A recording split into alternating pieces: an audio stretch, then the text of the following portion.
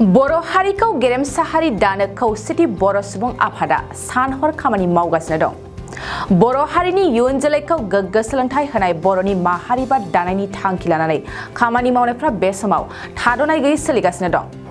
धेमाजि जिल्लानि सानजारि नोगोराव थानाय सतीश बसुमतारीनि गोजौ फरायसालिनि नब्लाङाव दिनै मिरु खौसेथि बर' सुबुं आफाद, धेमाजि जिल्ला खौसेथि बर' सुबुं आफाद, सानजा सानजारि दखरा खौसेथि बर' सुबुं आफाद आरो सोनाब सानजारि दखरा खौसेथि बर' सुबुं आफाद जथायै बर' हारि जौगानायनि सांग्रांथि सावरायमेल हाबाफारि लानाय जादों। बे हाबाफारियाव गुबै सावरायनाय जायो आथिखालाव उन्दै उन्दै गथ'फ्रा फेग्रा मुवा लानानै गावनि जिउखौ खैफोदाव खोख्लैना लानानै जिउखौ फोजोबनानै लानो गोनां जायो। बेफोरखौ माबोरै होबथानो हागोन बेनि सायाव गोख्रों राहा लानायजों लोगोसे गुवारै सावरायनाय जायो आरो सोलोंथाइनि बिथिङाव धेमाजि जिल्लायाव माबादि मोजांनिफ्राय मोजां खालामनो हागोन माखासे सोलोंथाइनि जेंनाफोरनि सायावबो गुवारै सावरायनाय जायो। बेजों लोगोसेनो BKWSनि माखासे जेंना सोसननाय गामि दानख'नायनि सायावबो गुवारै सावरायनायखौ नुनो मोननाय जायो। मख'जाथावदि बे हाबाफारियाव बाहागो लायो मिरु खौसेथि बर' सुबुं आफादनि आफादगिरि मनरन्जन बसुमतारी, धेमाजि जिल्लानि खौसेथि बर' सुबुं आफादनि आफादगिरि राथिराम बसुमतारी बिथांमोनजों लोगोसे बर' हारिनि गोबां माहारियारि आफादनि दैदेनगिरि बिथांमोनखौबो मैखोमै बाहागो लानायखौ नुनो मोननाय जायो। आरो बे हाबाफारिनि गेजेरजोंनो बर' हारिनि इयुन जोलैखौ गोग्गो खालामनानै माहारिबाद दालांनायनि थांखि लानाय जायो। नोंथांमोननि गासैबो निउस चेनेलखौ आं गोसो गोरबोनिफ्राय हामलायनाय बावहरबाय। जिहेथु दिनै बर' मिडियामनि 6 थाखोआव सानखान्थि आरो बिगियान आयदाखौ हरखाबनो इंराजि खालामनायाव जोंनि फोरोंगिरि आरो फरायसाफ्रा खोब गोनो गोथोआव गोलैदों। जिहेतु जों खौसेथि बर' सुबुं आफादाबो बर'नि मोनसे माहारियारि आफाद हिसाबै बर' मिडियामनि मोनफ्रोमबो आयदाखौनो जों बर' मिडियाम जाजानायखौ लुबैयो थारमाने। दा बेयाव सरकारा साना हसिया हरखाबनो हरनायाव जोंनि जिथु सोलोंथाइनि बेलायाव खोब बेले बेजे जादों। आरो आं फंसे बाथ्रा रायखांनांगोन, जिहेतु बिटिआरनि बायजोआव जोंनि बर' कसारि वेलफेयार अट'नमास काउन्सिल मोनसे दं। बे अट'नमास काउन्सिलनि सिङाव गं 19टा एडमिनिस्ट्रेटिभ जिल्ला दं। बे जिल्लाफोरनि मादाव गोदो गोबां बर' गामिफ्रावनो बर' मिडियामनि LP स्कुलफोर दंमोन, गेजेर फरायसालि, गोजौ फरायसालि दंमोन। दिनै बे फरायसालिफोरा गोबां जायगायाव गैला। फरायसालिया दं, फरायसाफोर गैला। जेरै दिन्थि हिसाबै नगाव जिल्लायाव गोबां LP स्कुल दंमोन सरकारि आरो ME स्कुल, हाइ स्कुल दंमोन। गासिबो स्कुलफ्रा दिनै गैला। खिन्थु दिनै 6.3 क्ल'ज मोनसे दं। दा बेखौबो सरकारा दिनैसिम बाहायाखै। बिटिआरनि बायजोआव जिहेतु स्पेसियेलि बिटिआराव जेसेबांनाखि स्कुलफोर दङ बे स्कुलफोरखौ लाजोबनांगौ, गुबुन गुबुन मिडियामखौ लाफानांगौ। खिन्थु बे थामथि बर' गोजोन गोरोबथा जिथु 2020 मायथाइनि 27 जानुवारियाव जालांनाय बे सुक्तिनि मथे 6.3 मथे बिटिआरनि बायजोआव थानाय भेन्सार बर' मिडियाम स्कुलफोरखौ बिसेस रेहाय होनानैब्लाबो सरकारिकरन खालामनांगौ होननानै लिरनाय दंमोन। खिन्थु दिनै खालामाखिसै। दिनै बिटिसिआ जिहेतु स्ट्रं मोनसे सिक्सनेल एरेन्जमेन्ट, बे एरेन्जमेन्टखायनो बिथांमोनहा गासै स्कुलफोरखौ बिटिसि सोरखारा लाजोबसिगोन। खिन्थु बिटिसिनि बाहेरायाव थानाय बर' मिडियामफोरखौ सरकारिकरन खालामनायनि दिनैसिम जेबो परिकल्पना गैया। आरो जों गिबि मन्थ्रिनाव सोंबाय, सोलोंथाइ बिफाननि मन्थ्रिनाव सोंबाय, बिथांमोना जेबो फिननाय होनो हाया।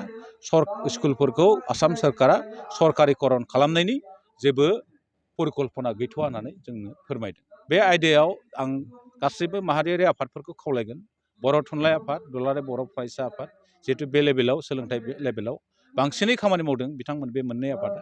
जोंबो थाफानानै जोंबो बुंगोन जे बिटिआरनि बायजोनि जिथु बर' मिडियामनि जिथु अबस्था बेखौ थिग खालामनांगौ। मानोना गं 19टा जिल्लानि मादाव दिनै गं 6टा जिल्लायावल' बर' मिडियामा थिस्थिना दंसै। गोबां स्कुलावनो, गोबां जिल्लायावनो बर' मिडियामा 19टा जिल्लानि मादाव गोबां जिल्लायावनो जोबनानै 6टा जिल्लायावल' दंसै। सरकारनिसिम मोनसे खावलायनाय, जिहेतु जों गोदोनिफ्रायनो नोजोर होबोबाय थादों गोबाव समनिफ्राय, नांगौ सम बायदियै जोंनि बर' मिडियामनि जिবিলাক बिजाबफोर बेफोर थि समाव मोनफैया। आरो एबारबो थिग बिदिनो जादों। आरो जिहेतु जोंना खोब गोनो गोथो जादों 6 थाखोआव सानखान्थि आरो बिगियानखौ इंराजि होनायाव, जे इंराजि फोरोंगोन ना बर'यै फोरोंगोन, बिदि गोनो गोथोआव जोंनि जिथु सोलोंथाइनि जिथु दावगानो गोनां जिथु गुन गोनां सोलोंथाइ लानायनि जों बाथ्रा बुंबाय थादों बे जोंना गोग्लैसोलांगोन होननानै आं बुंगोन आरो बेखौ थाबैनो बे जाहाथे बे जेंनाखौ स्पष्ट भाबै सरकारा मा खालाममारो बिजाबखौ थाबैनो होनाय सम मथे होनाय आरो नैबे सानखान्थि आरो बिगियाननि सायाव इंराजि खालाममारोना ना जोंखौ बर' मिडियाम फरायनो होयो बिनि सायाव स्पष्ट मोनसे माबा नटिफिकेसन होनो थाखाय आं आसाम सरकारखौ खावलायगोन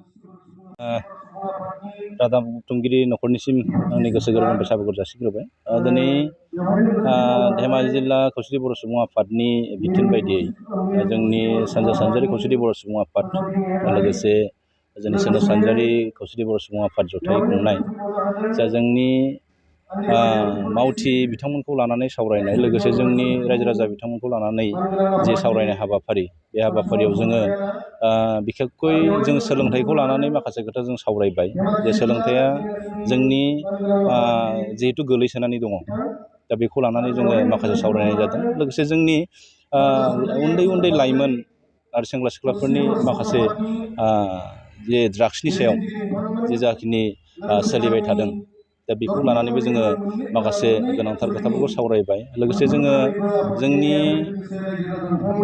ओनसोलाव जे जोङो काउन्सिलनि सिङावहाय जा जोंनि लाइमोनफोरखौ जा स्किल डेभेलपमेन्टनि सायाव जोङो स्किल डेभेलपमेन्टखौ लानांगौनि सायाव जोङो जोंनि लाइमोनफोरखौ जे जोङो सांग्रांथि लाबोनांगौ बिनि सायावबो जोङो बिखेखयै सावरायनाय जादों दा जों खावलायगोन जे जोंनि बिटिआरनि बाहेरायाव जिहेथु जोङो जोंनि बर'फ्रा बर' कसारि वेलफेयार अट'नमास काउन्सिल जाबाय दा बे काउन्सिला मोनसे मोजां हाबाफारि लादों जोङो बेखौ बाख्नायगोन जे जोंनि लाइमोनफोरखौ जे स्किल डेभेलपमेन्टनि गेजेरजों जे सांग्रां लाबोनो हायो नामा दा बेवहाय दाउ अमानि ट्रेनिं आरो जोङो एग्रिकालसार ट्रेनिं बिथांमोना लाबोबाय दङ दा बेवहाय जोङो जोंनि लाइमोनफ्रा गावनि आथिङाव गसंथानो थाखाय जोङो बिथांमोनखौ जों खावलायदों जाहाथे बेफोर ट्रेनिंफोरखौ लानो हायो जोंनि जिहेथु जों मिसिं अट'नमास काउन्सिलनि सिङावबो दङ काउन्सिलाबो जोंनि मिसिं अट'नमास काउन्सिलाबो बे स्किल डेभेलपमेन्टनि सायाव ट्रेनिंखौ लाबोगासिनो दङ दा बेनिखायनो जों रायजो राजा बिथांमोनखौ खावलायदों आरो जोंनि लाइमोन बिथांमोनखौ जों खावलायदों जाहाथे बेफोराव बाहागो लानानै गावखौ जों गावनि आथिङाव गसंथाहोनो थाखाय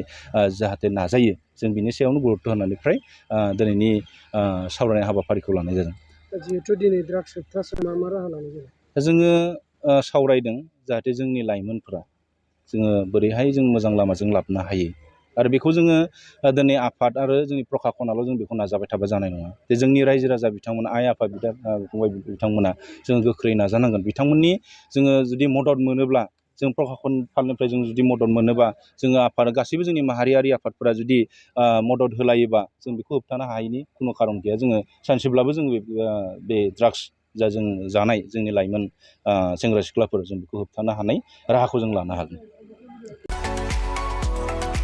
2023-24 सोलोंथाइ बोसोरनि थाखाय गोदान मुं थिसननाय लानानै फैदों डन बस्क' डिग्री कलेज साफागुरिया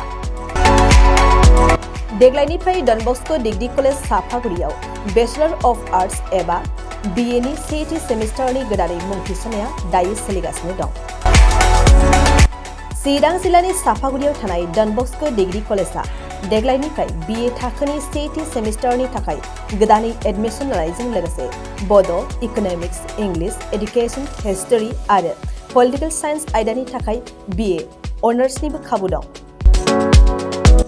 गोग्गो सोलोंथाइनि थासारिजों लोगोसेयैनो डन बस्क' डिग्री कलेज साफागुरियाव आलादा आलादायै हौवा हिन्जावनि थाखाय हस्टेलनि खाबुबो दं जुदि फरायसाफोरा डन बस्क' डिग्री कलेज साफागुरियाव BA सेथि सेमिस्टारनि थाखाय गोदानै एडमिशन लानायनि सायाव आबुं बाथ्राखौ मिन्थिनोब्ला नैबे मबाइल नम्बर 9365519559 आव थोंजों सुला लानो हागोन